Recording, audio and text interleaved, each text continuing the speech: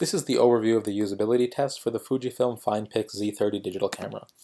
We conducted this test at the Husky Union building, and our subjects were entirely college students, although we noticed they had a very different technological skill level.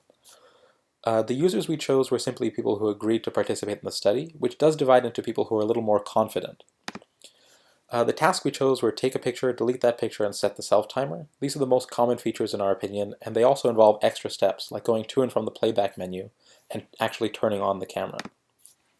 So the metrics we chose were time, steps taken, and level of difficulty. These are important because time and steps taken measure efficiency, whereas level of difficulty really measures intuitiveness. So people could take a very short amount of time to do something, but they could think it's actually rather difficult and not intuitive. So for task 1, user 1 was actually not able to turn on the camera at all, and at 1 minute and 55 seconds we had to stop them, and they of course rated the difficulty as 5. User 2, it was very intuitive for them, and they were able to take the picture almost immediately and turn on the camera, and they rated that as a 1. And user 3 was kind of in between. It took them a while to turn on the camera, but they were very fast to take the picture. Deleting a picture was also quite intuitive, but there is one step that was kind of tricky for some users, which is once you select delete a picture, you actually have to say yes, you're sure you delete the picture. And user 2 kind of got trapped in a loop where they would delete the picture, and then when they were asked again, they would push no, I don't want to delete the picture, and then they would have to try again.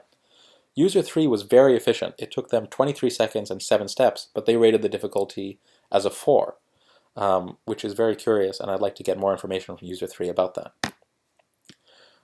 Setting the self-timer was very straightforward. It took everyone about the same amount of time and the same amount of steps.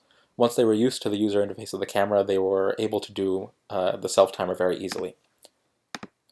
So we think the device can be greatly improved by putting a sticker on it that simply shows that you have to push the front cover on to turn it on, and the sticker can be removed once the person knows how to use it.